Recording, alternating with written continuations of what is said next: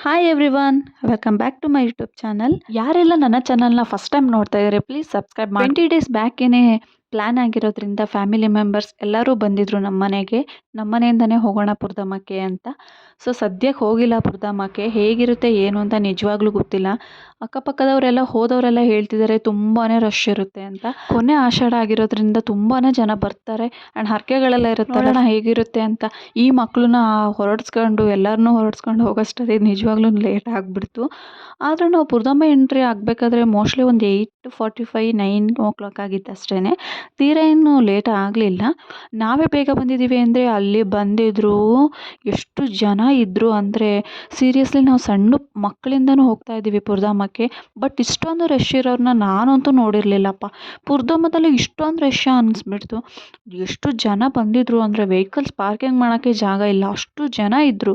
ಆವಾಗಲೇ ಬರೀ 9 ಗಂಟೆಗೇ ಅಷ್ಟು ಜನ ಇದ್ದರು.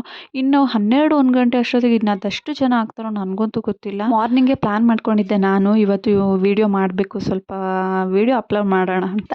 ಸೊ ಬೆಳಗ್ಗೆನೇ ವೀಡಿಯೋ ಮಾಡೋಕ್ಕೆ ಸ್ಟಾರ್ಟ್ ಮಾಡಿದ್ದೆ ನಾನು ಇಲ್ಲಿಂದನೇ. ನನ್ನ ಮಗ ಆಲ್ರೆಡಿ ಎದ್ದಿದ್ದ, ಅವನೇನು ಜಾಸ್ತಿ ಮಲಗಲ್ಲ. ನಾವು ಅಷ್ಟು ಬೇಗ ಹೋದರೂ ಕೂಡ ಲೈನ್ ಇತ್ತು. 1 ರಿಂದ 1:30 ಗಂಟೆ ನಾವು ಬರೀ ಲೈನಲ್ಲಿ ಸುತ್ತಿದ್ದೀವಿ ದರ್ಶನಕ್ಕೋಸ್ಕರ. ಅಷ್ಟೊಂದು ರಶ್ ಇತ್ತು.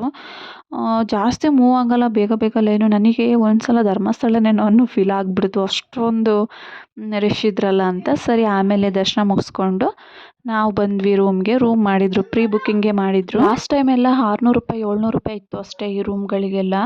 ಬಟ್ ಈ ಸಲ 1800 ರೂಪೀಸ್ ಮಾಡಿದರು ಚಾರ್ಜ್. ದೊಡ್ಡ ಅಡುಗೆ ಮಾಡಬೇಕು ಅಂದರೆ ರೂಮ್ಗಳು ಬೇಕೇ ಬೇಕಲ್ವಾ. ಸೊ ಇನ್ನೇನು ಮಾಡೋದು ಅಂತ ಬುಕ್ ಮಾಡ್ಕೊಂಡ್ವಿ. ಇನ್ನು ಸ್ವಲ್ಪ ಫ್ಯಾಮಿಲಿ ಮೆಂಬರ್ಸ್ ಎಲ್ಲರೂ ಅಲ್ಲಿಗೆ ಡೈರೆಕ್ಟಾಗಿ ಬಂದರು, ಮನೆಗೇನು ಬರಲಿಲ್ಲ, ಸೀದಾ ಪುರ್ದಮ್ಮಕ್ಕೇನೆ ಬಂದರು. ಆ್ಯಕ್ಚುಲಿ ಹರಕೆ ಇದ್ದಿದ್ದು ನಮ್ಮ ಅತ್ತೆಯ ತಮ್ಮನ ಫ್ಯಾಮಿಲಿ ಅವ್ರದ್ದು, ಅವ್ರು ಬೆಂಗಳೂರಲ್ಲಿರೋದು. ಸೊ ಅವ್ರದ್ದು ಹರಕೆ ಇದ್ದಿದ್ದು, ಅವ್ರದ್ದು ಕುರಿ ಹರಕೆ ಇತ್ತು. ಅದೆಲ್ಲ ಕಟ್ ಮಾಡೋಕ್ಕೆಲ್ಲ ಹೋಗಿದ್ರು. ಸೊ ನಾವೆಲ್ಲ ಅನ್ನ ಮಾಡ್ಕೊಂಡು ರೆಡಿ ಮಾಡ್ಕೊಳ್ಳೋಣ ಅಂತೆಲ್ಲ ಮಾಡ್ಕೊಂಡ್ವಿ. ಮಕ್ಕಳು ಕೂಡ ಬಂದಿದ್ದರು. ನನ್ನ ಮಗಂಗೂ ಖುಷಿ ಅಂದರೆ ಖುಷಿ. ತನ್ವಿ ಜೊತೆ ಚೆನ್ನಾಗಿ ಆಟ ಆಡ್ತಾ ಇದ್ದ. ಮಲ್ಗು ಅಂದರೂ ಮಲ್ಗಕ್ಕೆ ಕೇಳಲ್ಲ ಅವನು. ಸೊ ಇಬ್ಬರು ಆರಾಮಾಗಿ ಆಟ ಆಡ್ತಾಯಿದ್ರು. ಅವ್ರಿಗೊಂಥರ ಪಿಕ್ನಿಕ್ ಆದಂಗೆ ಆಗಿತ್ತು. ಚೆನ್ನಾಗಿತ್ತು ಆ್ಯಕ್ಚುಲಿ, ಫ್ಯಾಮಿಲಿ ಟೈಮ್ ಅಲ್ವಾ. ಸೊ ಚೆನ್ನಾಗಿತ್ತು. ಮಧ್ಯಾಹ್ನಕ್ಕೆ ಊಟಕ್ಕೆ ಬರೋರು ಕೂಡ ತುಂಬ ಜನ ಇದ್ದರು. ನಾವೊಂದು 40 ರಿಂದ 45 ಜನ ಆಗಿದ್ವು ಅಷ್ಟೇ ಅಲ್ಲಿ ಊಟಕ್ಕೆ. ಮತ್ತು ಮನೆಗೆ ಬರೋರು ಮನೆಗೆ ಬಂದಿದ್ದು. ಶ್ರಾವಣ ಮಾಸದಲ್ಲಿ ಪುರ್ದಮ್ಮ ಹೋಗೋರು ತುಂಬ ಕಮ್ಮಿ ಅನಿಸುತ್ತೆ. ಸೊ ಇವಾಗಲೇ ಆಲ್ಮೋಸ್ಟ್ ಎಲ್ಲ ಹರಕೆ ಇರೋರೆಲ್ಲರೂ ಮಾಡ್ಕೊಳ್ತಾ ಇದ್ದಾರೆ. ಸೊ ಅದಕ್ಕೋಸ್ಕರನೇ ನಾವು ಹೋಗ್ಬಿಡೋಣ ಅಂತ ಹೋಗಿ ಬಂದಿದ್ದು. ಎಲ್ಲ ಕ್ಲೀನ್ ಆಗಿಬಿಟ್ಟು ಒಂದು 15 ರಿಂದ 16 kg ಮಟನ್ ಬಂದಿತ್ತು. ಮತ್ತು ಒಂದು 8 kgನೇನೋ ಚಿಕನ್ ಬಂದಿತ್ತು. ಚಿಕನಲ್ಲಿ 2 ವೆರೈಟಿ ಮಾಡೋಣ ಅಂತ ಅಂದ್ಕೊಂಡ್ವಿ. ಒಂದು ವೆರೈಟಿ ನಾನು ಮಾಡಿದೆ, ಇನ್ನೊಂದು ವೆರೈಟಿನ ನಮ್ಮ ಆಂಟಿ ಮಾಡಿದರು. ಸೊ ಒಬ್ಬೊಬ್ಬರು ಒಂದೊಂದು ಕೆಲಸ ವಹಿಸ್ಕೊಂಡು ಆಲ್ಮೋಸ್ಟ್ ಮಾಡಿದ್ವಿ. ಮಟನ್ ಸಾಂಬಾರು ಎಲ್ಲ ಇನ್ನೇನು ನಮ್ಮ ಅತ್ತೆ ನಮ್ಮ ಸಣ್ಣತ್ತೆ ಇಬ್ಬರು ಸೇರ್ಕೊಂಡು ಮಾಡಿದರು. ಈ ಥರ ಫ್ಯಾಮಿಲಿ ಮೆಂಬರ್ಸ್ ಎಲ್ಲ ಸೇರಿ ತುಂಬಾ ದಿನ ಆಗಿತ್ತು. ಈ ಹಬ್ಬದಲ್ಲಿ ಮಾತ್ರ ನಮ್ಮ ಕಸಿನ್ಸ್ಗಳೇ ತುಂಬ ಜನ ಇರೋದ್ರಿಂದ ಎಲ್ಲರೂ ಕುತ್ಕೊಂಡು ಮಾತಾಡಿದ್ವಿ.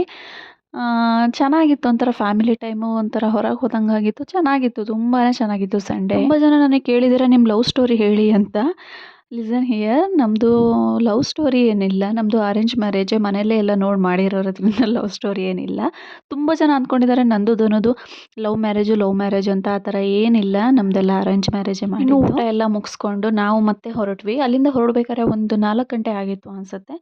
1.5 hour ಜರ್ನಿ ಅಷ್ಟೇ ನಮ್ಮೂರಿಗೆ. ಹಳೆಬೀಡೆಲ್ಲ ಒಂದು 13 to 14 ಕಿಲೋಮೀಟರ್ಸ್ ಅಷ್ಟೇ ಆಗೋವಂಥದ್ದು. ಸೊ ಎಲ್ಲರೂ ಊಟ ಮಾಡಿಕೊಂಡು ಅಲ್ಲಿಂದ ಸೀದಾ ನಮ್ಮ ಮನೆಗೆ ಬಂದರು.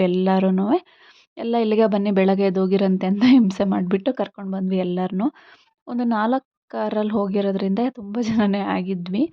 ಎಲ್ಲರೂ ಮನೆಗೆ ಬಂದರು. ಇನ್ನೇನು ಅನ್ನ ಸಾಂಬಾರು ಮುದ್ದೆ ಎಲ್ಲನೂ ಉಳಿದಿತ್ತು. ಸೊ ಅದನ್ನೇ ಊಟ ಮಾಡಿ ಮಲ್ಗೋಣ ಅಂತ ಎಲ್ಲರನ್ನೂ ಕರ್ಕೊಂಡ್ಬಂದ್ವಿ ನಮ್ಮ ಮನೆಗೆ.